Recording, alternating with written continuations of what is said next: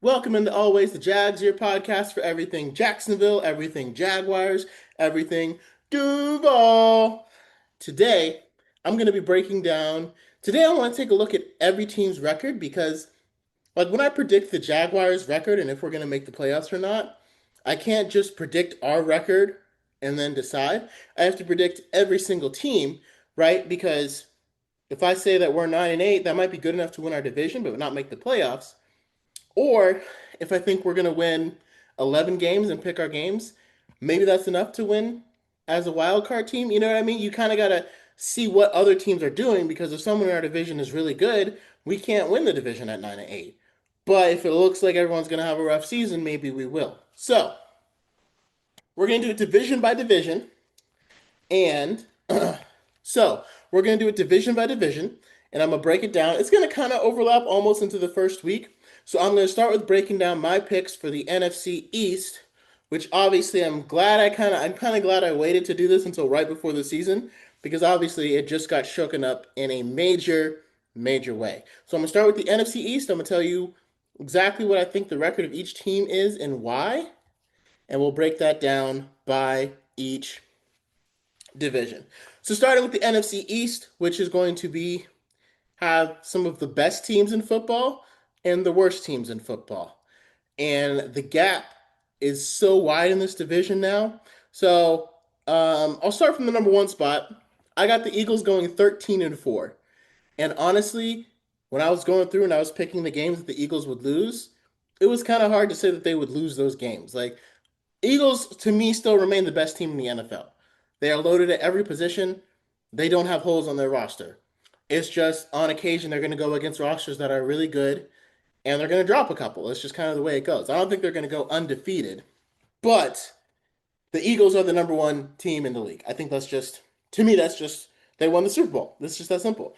And I think they probably have the best chance of repeating, almost the best chance out of anybody because they did lose some starters, but they've been drafting so well. They have guys that are just ready to come right in. It's insane. So, Eagles are going to be number one. They're going to go 13-4. Next in the division, I have the Washington Commanders going 11-6. And I feel like, it's only one more win than last year, right? Which may seem like, well, they got a lot better in the offseason, and they did. But, there's film on Jaden Daniels now, and the NFC is tough. And the Washington Commanders still play the Eagles twice a year. So that's always going to put a cap on how many wins you can get in any given season because they can't just cruise through their division when they've got the reigning Super Bowl champs in it. So I think the Commanders have a good chance to maybe even go to the championship again. But I think if you're a Commanders fan and you make it to the playoffs and maybe you make it to the divisional round, I would still consider that a success because this last season was kind of like a Cinderella story.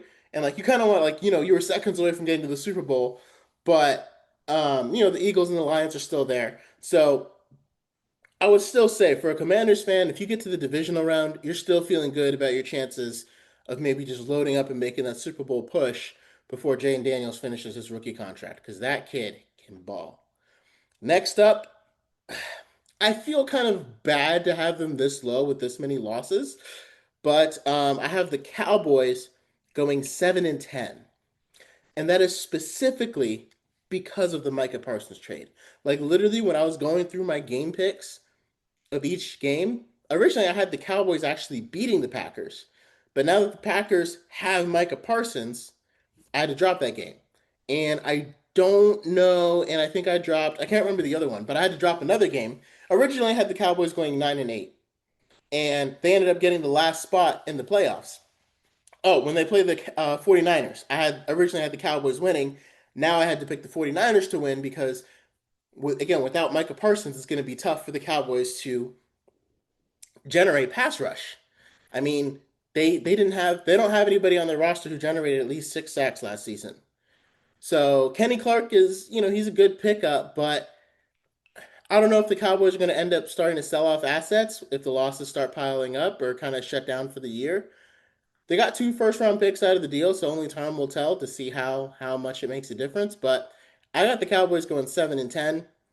To me, losing Micah Parsons could cost them at least 2 wins, and that drops you from in playoff contention to They literally went from the seventh seed down to the 14th because I think the NFC is so, I'm not going to say stacked, but like the middle class of it is so like bunched up together. And they literally went from the top of the mid teams to the bottom of the mid teams just by dropping Micah Parsons. So that's my pick for the Cowboys, 7-10. And then coming in at last in the division is the Giants at 3-14. Now, Giants fans are probably going to eviscerate me for this. I get it. I completely understand. As I make clear, I don't think the Giants are a bad team. The Giants are not a bad team by any means. They actually have a great defensive line.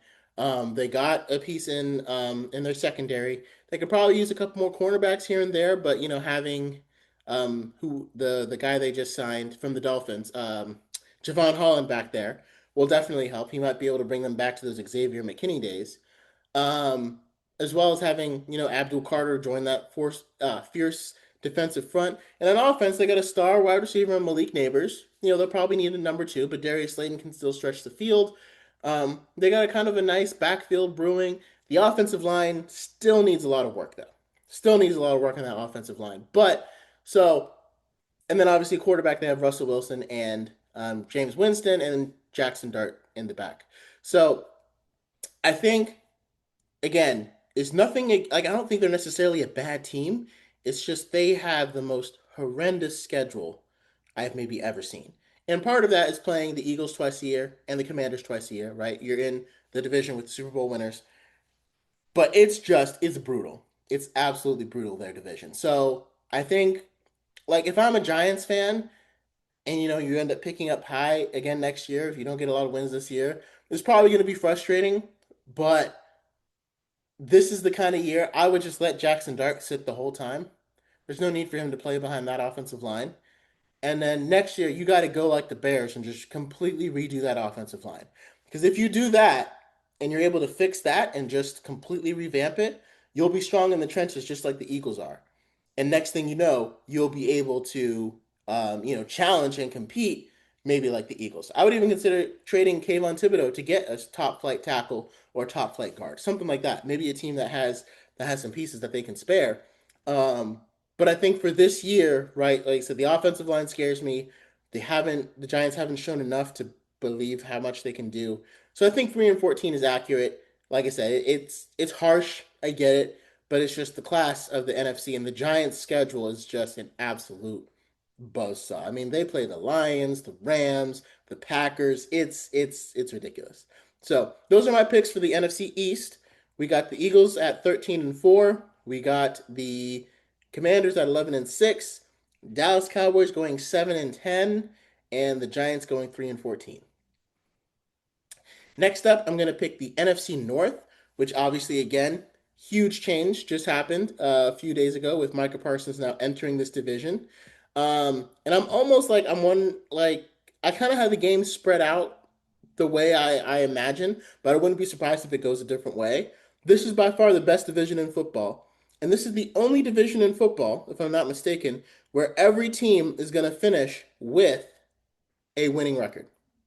I'll say that again. This is the only division in football where every single team I'm predicting will finish with a winning record. And that's after picking every single game. So I got the Lions going 12-5. Um, I don't think the Lions will be as good as they were last year. Losing your coordinators can kind of help, can kind of hurt that. But I don't think they'll take a complete nosedive like the Eagles did after they lost their coordinators. Although they might, it could happen.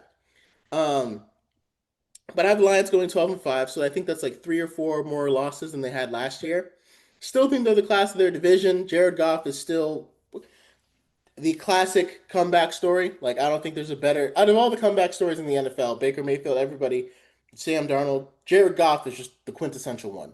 I think he's just the best example of being in the right place, how it can truly unlock your talents. And I wonder if it's going to change the way that people evaluate quarterbacks going forward and how long it takes for them before they give up. But we'll see. But anyway, Lions are still top. I think Terry and Arnold is only going to get better and help that secondary. They've got good safeties. The offensive line, even though they missed Frank Ragnow, is still an iron box. Um, the Lions are my pick to represent the NFC in the Super Bowl because I think the Lions make it to the divisional round, and I think they're able to beat the Eagles in the NFC Championship. So I am picking the Lions to go to the Super Bowl over the Eagles. However, like I said, there's a good chance the Eagles could repeat, but the Lions I have going 12-5. Next up in the division, I have the Packers also going 12-5. And again, just like last year when the Vikings went 14-3 and made the playoffs as the fifth seed, the Lions are going to end up winning the division at 12-5, and the Packers are going to make the fifth seed at 12-5. And that is because of Micah Parsons. I already had them as like a 10-7 fringe 11-6 team.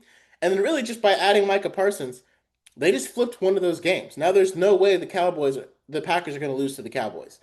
So that's at least 12 wins to me. When you look at their schedule and everyone they're going against, I have them splitting with some guys in their division. And they also face some really tough teams like the Eagles. I think they play the Ravens, but don't quote me on that. I'm not sure. But that's why I have the Packers going 12-5 because Micah Parsons is going to make a massive difference. They could even be better than this. They might end up getting a 13-4. It kind of depends on Jordan Love. I do think this makes them Super Bowl contenders. I really do. And if you ask me who's going to be in the NFC divisional round, based upon how it all plays out, I would say the Eagles, Lions, Packers, and Commanders. I think they're all a class above everyone else. And I think they all have an opportunity to go. So depending on how the wild card weekend plays out, I would love to see like those four teams in the NFC championship game. But that's my pick for who's going to the. That's my pick for number two in the NFC North. Next up, we have the Minnesota Vikings. I actually have them going 9-8. Have the Vikings going 9-8. So that's a winning season. It's a bit of a regression, right? Because obviously Sam Darnold led the Vikings to 14-3, which is crazy. Um, but a couple of things going here. Obviously, the Vikings now have a much harder schedule than they did last year because they were much more successful last year. I think that defense under Brian Flores is still going to be good, and I still think 9-8 is it seems like a regression, but like JJ McCarthy's got to get his sea legs and we don't know anything about him. We don't know what he's going to be. Is he going to be better than Sam Darnold? Is he going to be worse than Sam Darnold? And I don't think we can really. The Vikings won a lot of one-score games last year, and I don't think we can conclusively say he's going to be better or worse. So that's why I have them at 9-8, kind of average, just barely missing out on the playoffs. And again, it'll seem like a loss, but I think if you get to 9-8 and JJ McCarthy really starts coming into his own at the end of the season, Viking fans have plenty to look forward to next year. Because they moved on from a lot of big contracts, Kirk Cousins' big contract, they'll be able to put some more pieces around JJ McCarthy and really see this thing grow and let him keep going. He's in a fantastic situation to continue growing. So I do have the Vikings going 9-8 though, and that's mainly just because we don't know what JJ McCarthy is yet. And then last, again, it's technically last based upon, but I guess they tie with the Vikings. I have the Bears going 9-8 as well. So in this scenario, the Vikings ended up as the eighth seed, and the Bears ended up as the 11th seed. And I think just based upon conference record and how everything shook out. But there's a very real scenario where the Bears are the eighth seed and the Vikings are the 11th seed, or something like that. It just depends on how they win their interconference games. But I have the Bears going 9-8 too. Winning season, first season under Ben Johnson. Caleb Williams continues to grow and develop. The Bears showed a lot last year. It's just a lot of times their offensive line held them back, and I think they aggressively worked to fix that. I don't think the Bears have reached like Super Bowl contending levels yet, but I think they're really close, and I think they're doing all the right things that you should do in order to build around a young quarterback. And we'll see. And then, the more Roma Doomsday develops, I think their goal is to have Roma Dunze become the number one receiver and DJ Moore kind of morph into the number two. So, I mean, if they do that, if that happens this year, the Bears are going to win more games, right? So we'll just see. Right now, Roma Dunze is a two, right? He's a number two wide receiver, and somehow the Bears still got Luther Burden. So, again, they won the offseason again, but we'll see if that translates on the field because great staff, great everything, but we just don't know yet because we haven't seen it. And so that's why we got the Bears going 9-8, still getting a winning season. And again, NFC North is the only division where every team finishes with a winning record. All right, next up, we're going to do the NFC West. The NFC West.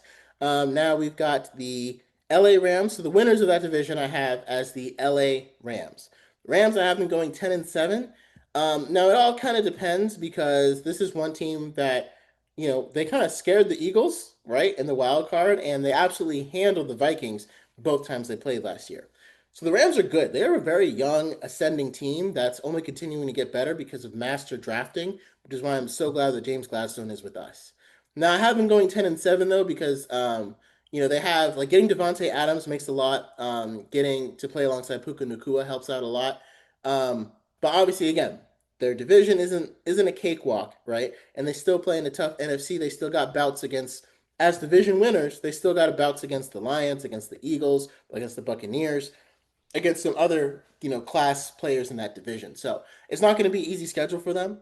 Um, and this also kind of depends on Matthew Stafford, right? If Matthew Stafford misses any time at all this year, the Rams will drop significantly, and we might see a different division winner. I've heard some back tightness things in the preseason until we see if he's injured. I'm gonna assume that he's healthy, right? Until he starts missing games. But for a lot of games that are close, if he's not playing, the Rams don't win, right? Like games against the Jaguars, against the Texans, against a lot of other teams when we play them in London. If Matthew Stafford's not out there, I don't think the Rams win. They don't have a backup quarterback capable of playing at his level to get those guys involved. So if I was the Rams, that would probably be something I'd be looking into trading for, you know, any quarterback out there that could maybe step in and at least hold down the fort. Joe Flacco would probably be a great one, even though it's like, why would you want two old quarterbacks on your roster? But it just depends on how if Matthew Stafford is in danger of missing any time. And if he is, like I said, this will drop significantly. But only time will tell. Next up in that division, we got the San Francisco 49ers. I got them going 10-7. 10-7. I think they lost a lot of pieces defensively after a lot of them were hurt last year. So a lot of those guys are still getting back up to getting healthy, right? Brandon Ayuk is still out. I think he's going to be out for like the next 2 or 3 weeks or so. We'll see. And when he comes back, he'll still have to get back up to snuff. So a lot of players that are hurt. And their draft was mainly defensive because I think they wanted to really make sure that their defense can get back up and running. But this is still a Kyle Shanahan coach team. Brock Purdy is still that guy. Still got George Kittle. Still got Fred Warner. Still got Nick Bosa. Still got dogs on that team. If I'm not mistaken, they still have Trent Williams, but I'm not entirely sure. So I have them going 10-7, winning record. They end up sneaking into the playoffs as that seventh seed because they just barely edge out all the other teams. Actually, I stand corrected. This is actually the second division where every team has a winning record, which I'm actually kind of surprised by. But yeah, so I have the NFC East. No, I have the NFC North and the NFC West, both all teams having a winning record. So the next team coming up is the Cardinals, and I have them going 9-8. Um, and like they were a very quiet 8-9 win team last year, right? And so based upon the moves, they had a great draft. They had a really good offseason. Um, you know, I wouldn't be surprised if they end up stretching a little further than this. Maybe they get to 10-7 and sneak into the playoffs. Like I could see that happening. Again, to me, it's still a tough division. Rams, 49ers, and the Seahawks, what they were able to do. I see a lot. I have them splitting a lot with a lot of those teams. There's not really teams that they'll be able to just steamroll. Like the Eagles kind of benefit from having the Giants in their division because I think the Eagles are just going to sweep the Giants, right? I don't see anyone in the division for the Cardinals to sweep. I don't see anyone for any one of these teams to sweep.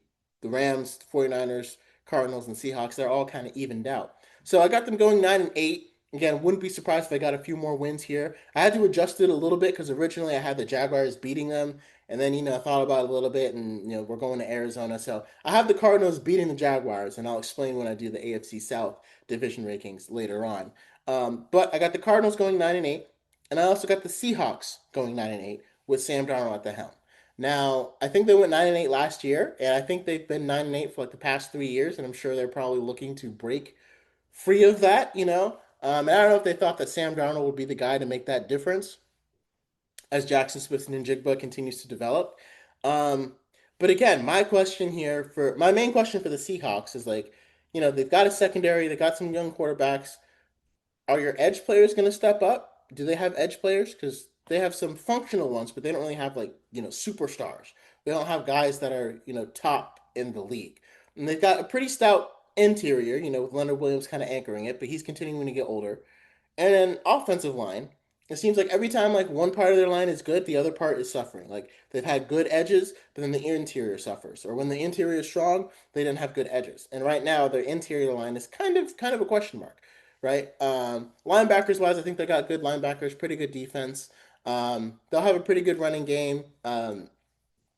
So I think they'll be, an average team. The question is like, is 9-8 going to be good enough for what they paid to bring in Sam Darnold? Sam Darnold, that'll be the question. Again, I think in a loaded NFC, it's going to be hard for the Seahawks to stand up and make some noise. Maybe they should have traded for Micah Parsons, but after the Jamal Adams trade, there's no way they're going to do that again. So I got the Seahawks going 9-8. So just to recap, Rams 10-7, 49ers 10-7, Seahawks and Cardinals both at 9-8. That is the NFC West. So I guess I have two divisions in the NFC, both in the NFC, that are all going to finish with winning records.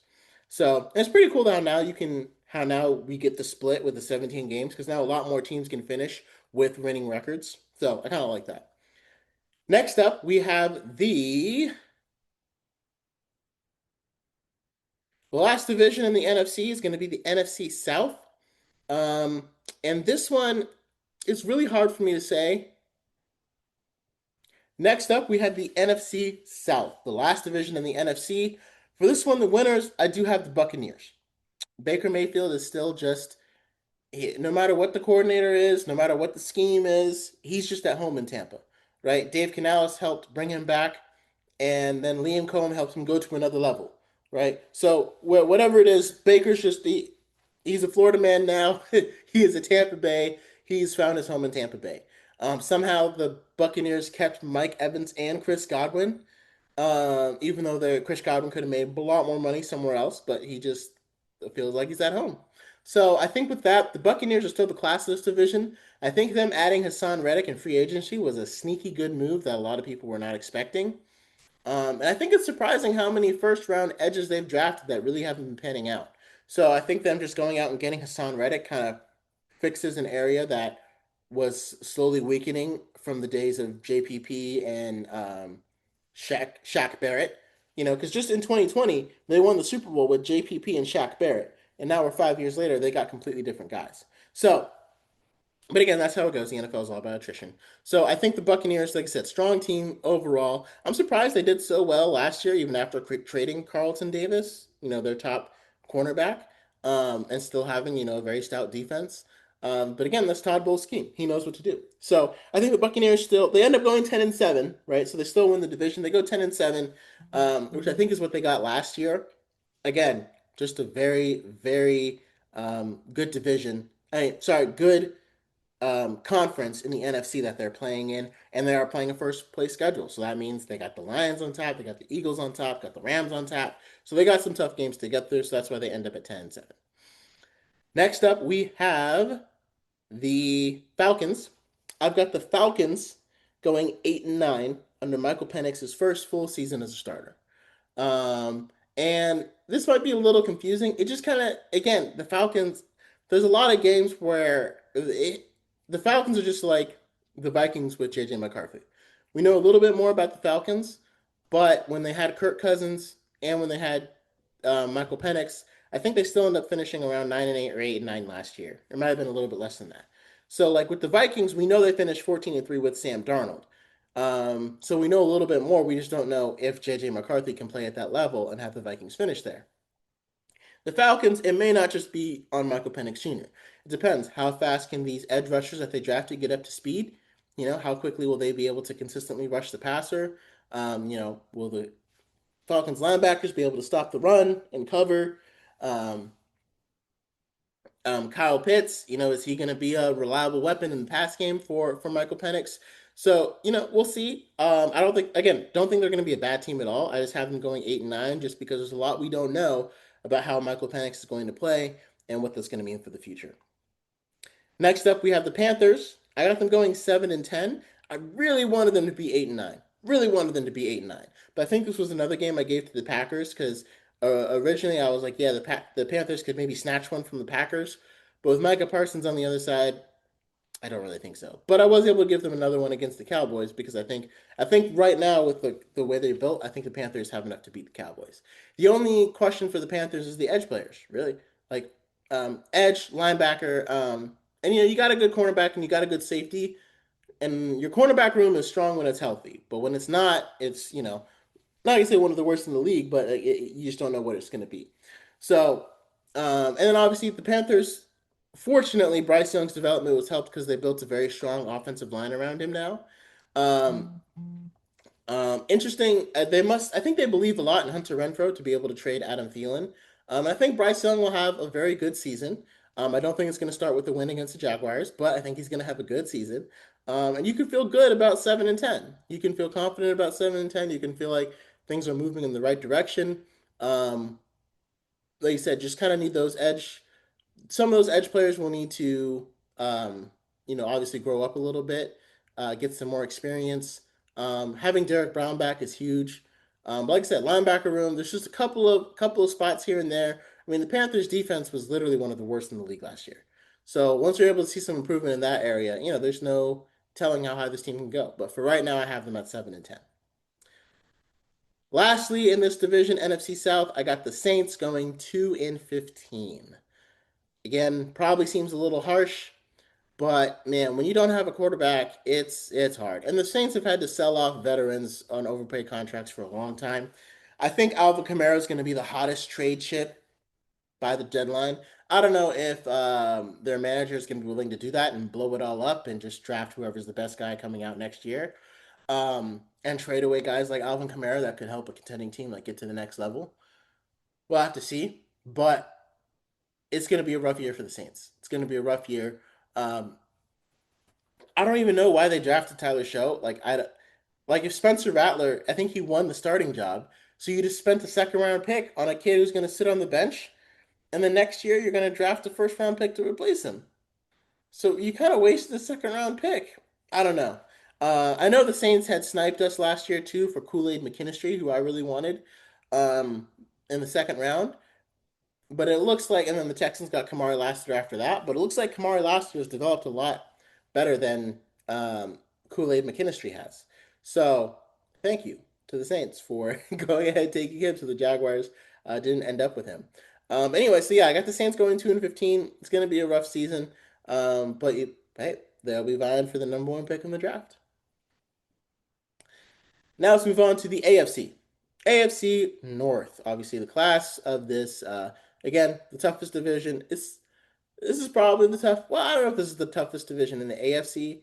I kind of think so. Yeah, I think the NFC North is the toughest division in the AFC. Both North divisions are just crazy right now. Both crazy right now. Toughest divisions of football. I got the Ravens going 12-5. They end up winning the number one seed. I think they're the best team in the AFC, mainly because the Bills were, kind of the quintessential number one team, but they got humiliated by the Ravens in the middle of the season last year, 35-10. A lot of people don't talk about that game. The Ravens dominated what was supposed to be the best team in the AFC. And then, of course, against the Chiefs, they always go back and forth. Ravens have been able to win in the regular season sometimes, but not in the postseason. So we'll see how that all plays out. The Ravens are my pick to represent the AFC in the Super Bowl. It just depends on if Lamar Jackson can get over that playoff hump. But the Ravens are my pick to represent because I don't think that playoff game. I think the Bills were able to win because it was more in their element, so it'll be different this time around. But I do think the Bills. I would like to see a Bills Lions Super Bowl. That would be fun. But I do think the Ravens are the ones that end up getting it. Next in the AFC North, I've got the Bengals. The Bengals are going 10-7. Um, and that is enough for them to get into the playoffs.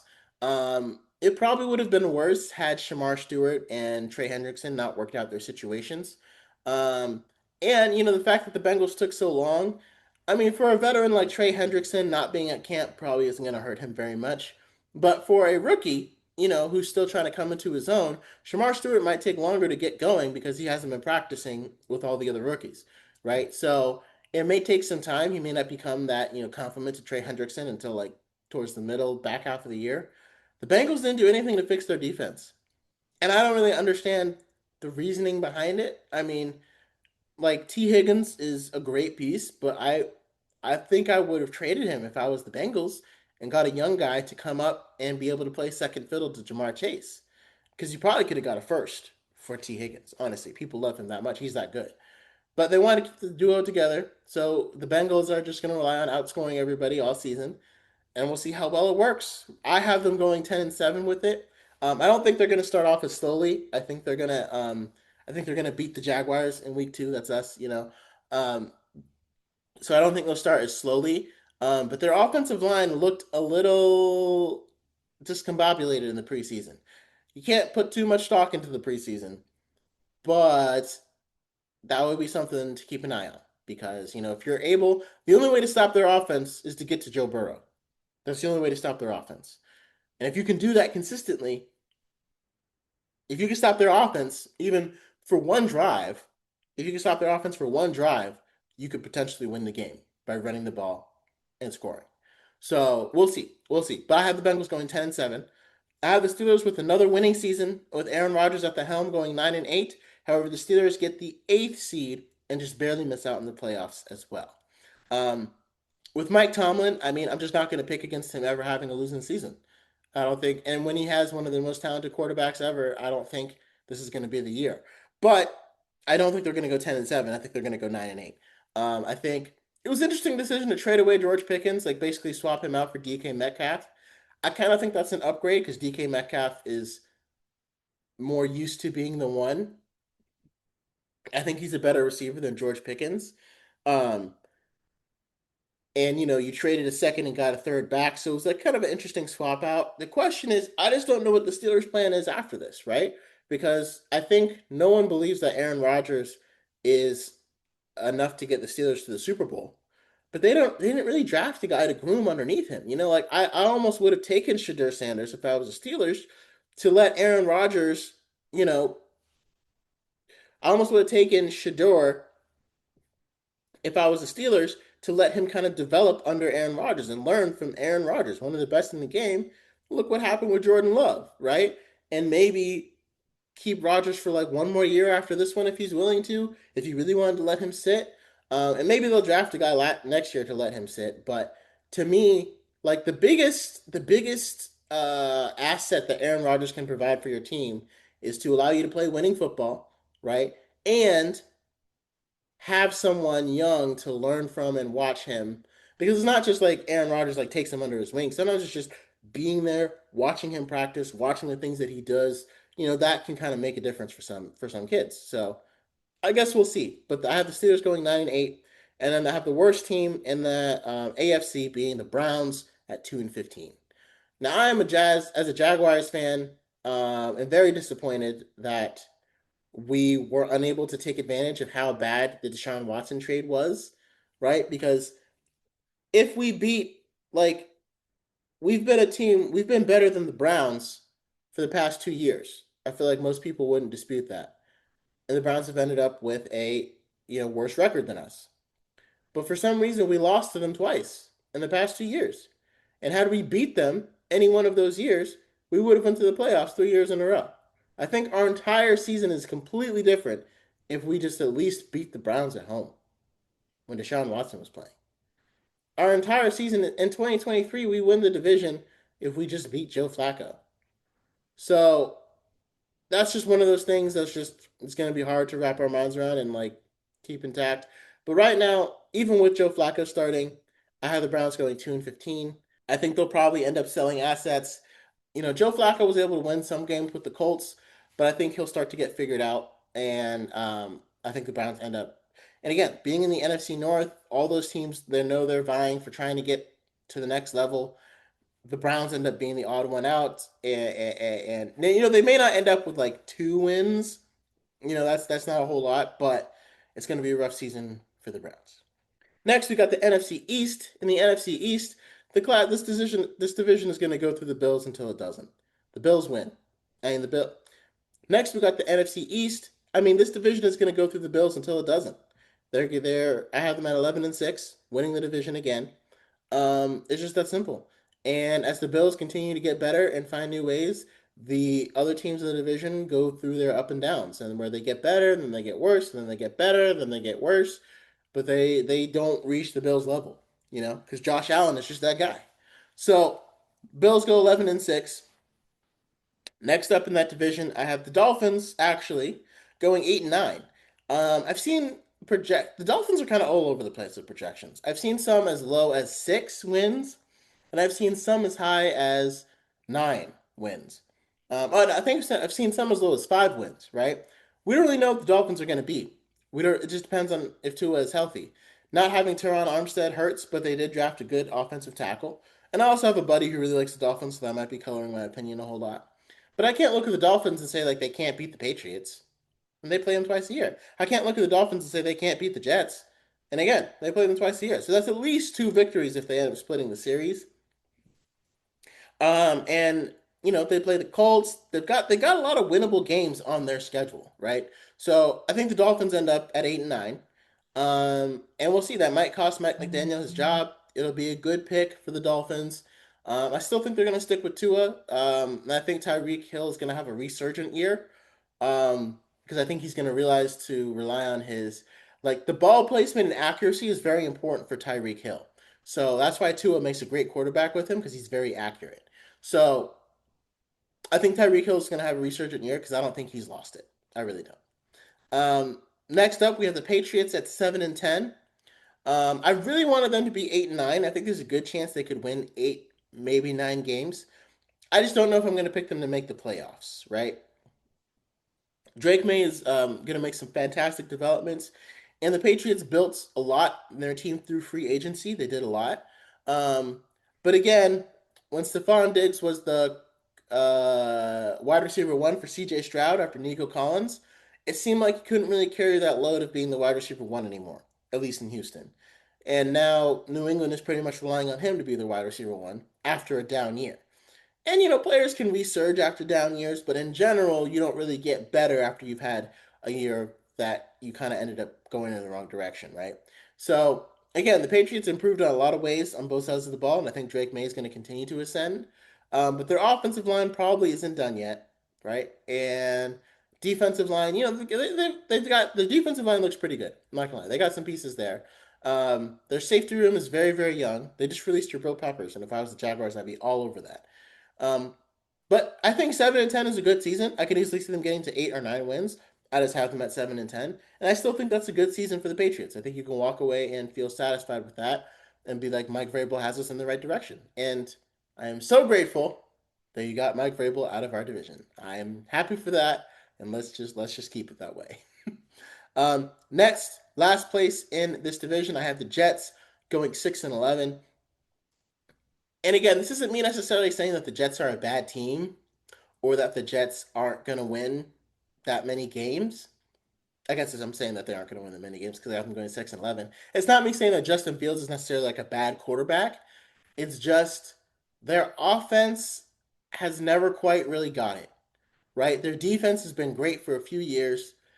They had Aaron Rodgers and they had a defensive minded head coach hoping that Aaron Rodgers could kind of unlock that offense, kind of take control and make it work. But it just, even when they had Garrett Wilson opposite Devontae Adams, which is would have been one of the top wide receiver duos in the league, they couldn't make it happen with Aaron Rodgers. And it could be a combination of the offensive line.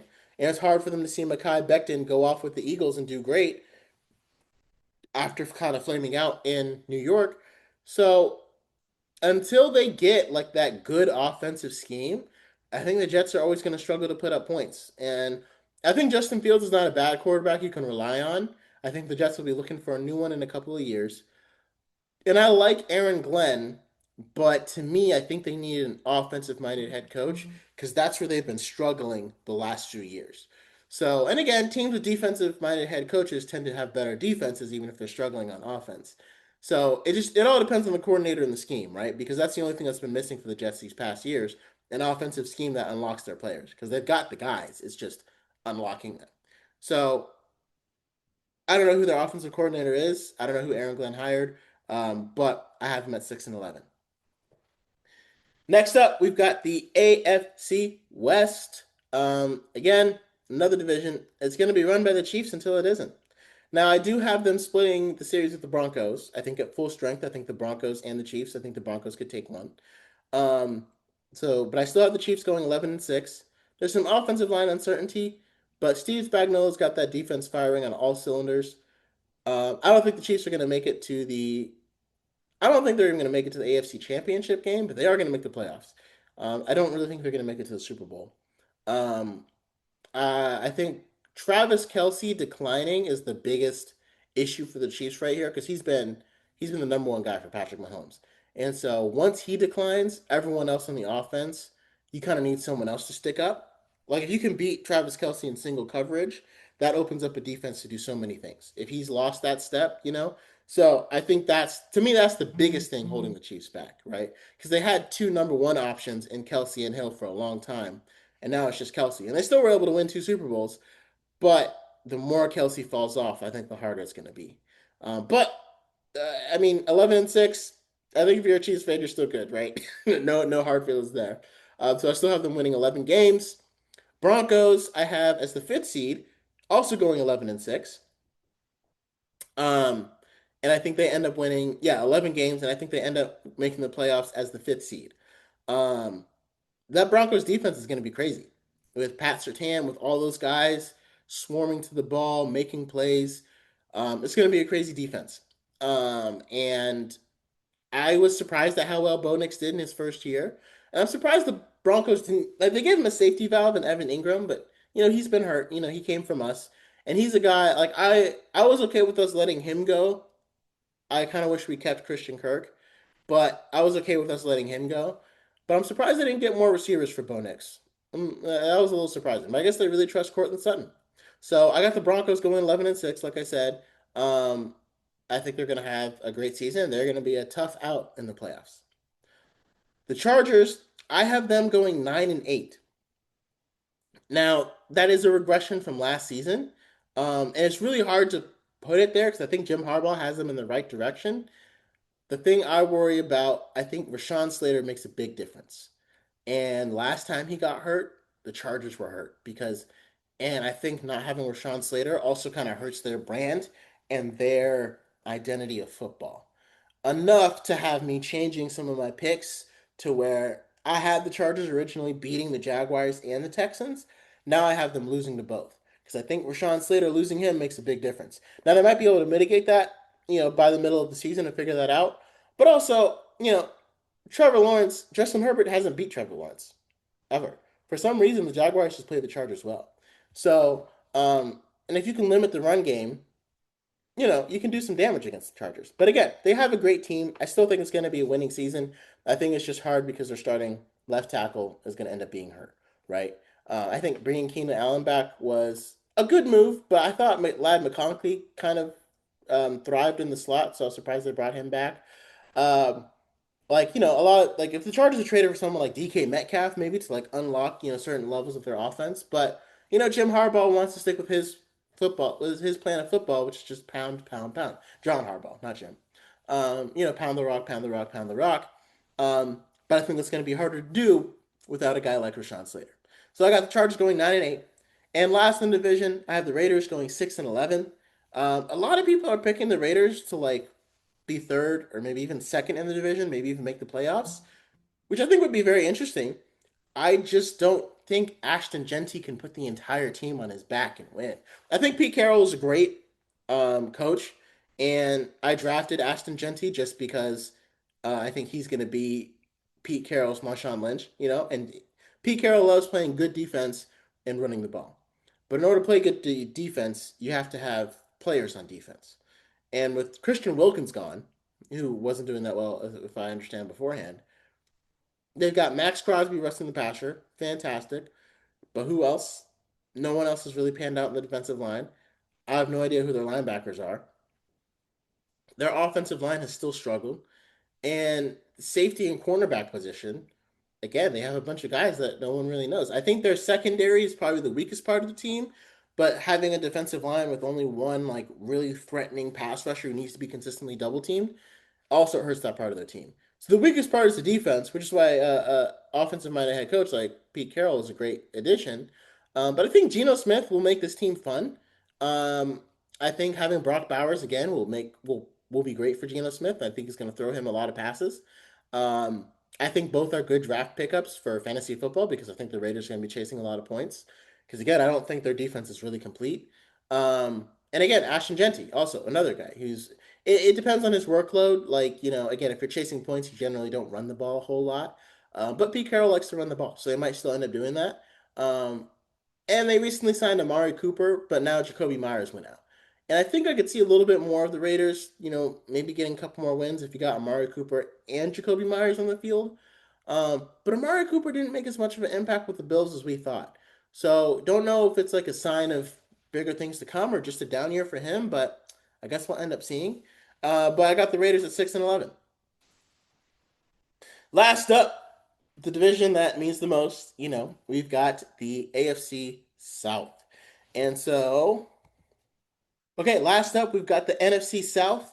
And for this one, I had to go back and readjust it again in my original picks based upon the teams that I had the Jaguars beating. I had us winning the division. As things played out, I don't think it's going to end up happening that way. I don't think the Jaguars will end up winning the division, right? But I do think, so I am going to put the Texans at number one at 10-7. Texans will win the division. There's a good chance they could probably get even 11 wins here out of their schedule. But I have them at least getting 10. Um, and I think that's with, splitting the season with us. And really, the only losses they have are against fellow really good teams. Because again, they have a number one schedule. So they have to go against the Ravens, the Bills, and the Chiefs. And they haven't shown that they can consistently hang with them.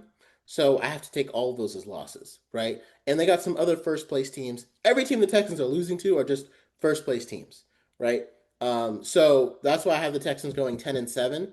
And again, when you play a first place schedule, you end up playing some tough teams.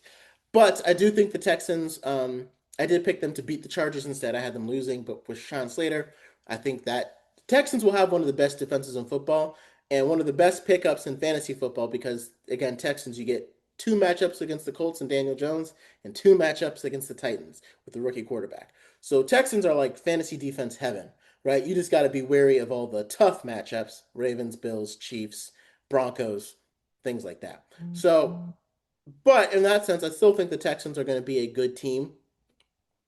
I've still got CJ Stroud, so I still got them winning the division, so they will still have a home playoff game. Next up, I still have the Jaguars at 10-7, even though I made some adjustments. I'm gonna swap my picks from earlier this year. I'm gonna say the Jaguars lose to the Cardinals, but they beat the Chargers because I think the Rashawn Slater injury is what kind of moved the needle for me. I still think the Jaguars can beat the Cardinals, right? I even think the Jaguars could beat the Rams if Matthew Stafford isn't as healthy. But I think without Rashawn Slater, I think the Jaguars have a good shot. Chargers are coming here to play. We're not playing on the West Coast. I think, and just based upon the way we've played the Chargers, I think there's a good chance Jaguars could come out with a win there. So I still got us going 10-7.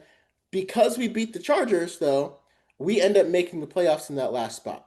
So it's going to come down to between us and as a wild card, we make that seventh seed as the wild card.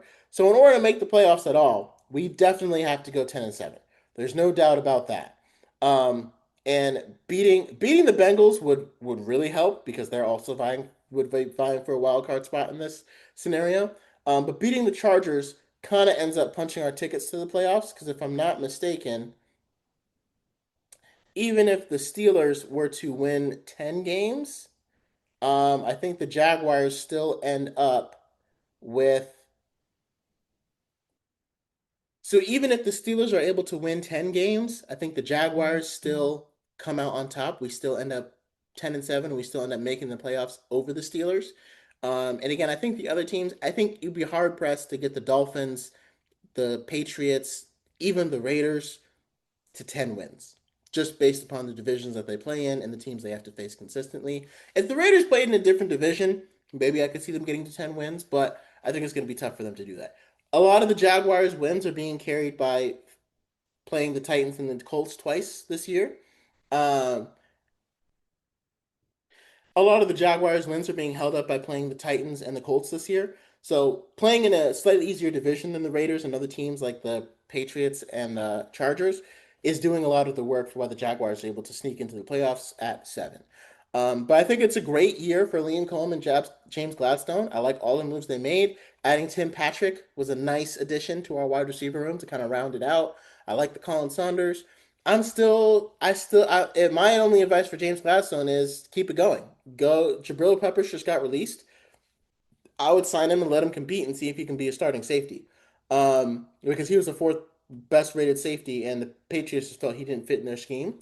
And maybe that's a sign of regression. I don't know. But if a player has been playing well on the field, I think if they're losing out in camp, that's someone I would still take a shot on. Because he could have been released just for monetary reasons. Like he wasn't good enough to be worth paying all this money to. So um, to me, like, yeah, keep going. I would say even bringing in another defensive tackle would really help us because the Jaguars don't have as many holes as people think. The question is just how impactful will Travis Hunter be? But if he ends up being a lockdown cornerback, him and Jerry and Jones are going to suffocate opposing receivers. And that's going to make it a lot easier for Trayvon Walker and Josh Allen to get home. And if Eric Armstead can get back to where he was playing at the spot that he should be playing at, that's not a bad defensive line, right? So Jaguars have a lot to, and again, this team goes as high as Trevor Lawrence goes. If he can get back to his 22, 23 form before he was hurt, if that's our Trevor Lawrence, I don't think it's unreasonable to say we get the 7th seed at 10-7. Um, Next in the division, we have the Titans going 5-12. Again, I think that's a good year for Cam Ward. And the Titans have a lot of pieces. It's hard to say exactly what they're lacking, but like I said, without Harold Landry, their interior defensive line is very good. Their edges, we just don't know, right? They lost Harold Landry, so they don't have a lot of guys on the edge. I wish we had a guy like Arden Key. That would really, really solidify the rest of the Jaguars team. Um, but it's hard to know what the Titans will do on the edge. The Titans secondary, L'Jarius Sneed wasn't as good as they thought he would be. Linebacker wise, the Titans got some guys. The Titans might have like one or two linebackers who are pretty good. Um, and then safety wise, again, who do the Titans really have? We don't. So defensive wise, the Titans won't be that great. And I think their offensive line will protect Cam Ward, and I think he'll have a good season. He'll have a solid season. Calvin Ridley's going to get a lot of targets. I think after the season, the Titans are just going to look to upgrade some of those positions around Cam Ward, and I think he'll be better, right? But just I still have them going against 5-12 because then I do think the Texans have a very good defense, will be a very good team, and it's tough to face them twice. And I don't think the Titans are on the Jaguars level yet. Again, we did sweep them last year with a backup quarterback, so I think that's kind of everything that. And again, they have Will Levis, so they'll upgrade to Cam Ward. But again, we're upgrading from Mac Jones to Trevor Lawrence. And if you don't like Trevor, you know that he's better than Mac Jones. It's just that simple. Kind of the same idea with the Colts. I got them going 4-13.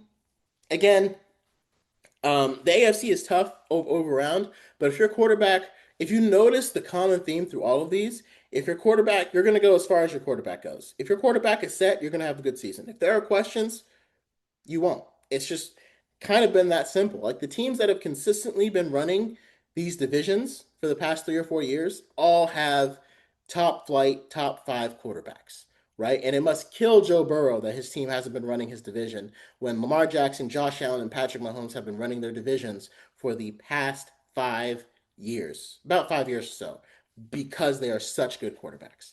And that's going to make the difference. And the Colts they made Daniel Jones a starter. That's not a winning recipe. That's not a recipe for getting a lot of wins. So I think they end up 4-13, looking to draft a quarterback early in the round. And the Colts, again, really do have some good pieces. They've got good cornerbacks. They've got good interior defensive line. Edges, a little iffy. Linebackers, they got some fast guys, but, it's questionable if they can cover. And then their offense, adding Tyler. I'm a little annoyed that the Bears let Tyler Warren get to the Colts. Like, I feel like the Bears should have taken Tyler Warren, but, it's all good. Getting Tyler Warren to go against with Michael Pittman, Adonai Mitchell, all those other guys. Colts have been drafting well, but I think after this season, we'll see Chris Ballard and Shane. This might end up being their last season with them just because, drafting everybody else is great, but when you've been in quarterback purgatory for ever since Andrew Luck retired, so the past 5, 6 years almost, you're going to end up going around in this carousel and you're never able going to get to where you want to go because you need a quarterback and you don't have him. And I think it's going to end up costing Chris Ballard his job because he couldn't get the quarterback that the Colts needed. So those are my predictions for the AFC South. Texans 10-7, Jaguars 10-7, Titans 5-12, Colts 4-13. Let me know your thoughts. Who's going to go where? Who's going to win their division? What did I get wrong? Where do you think your team is going to go? And never forget, it was always the Jags.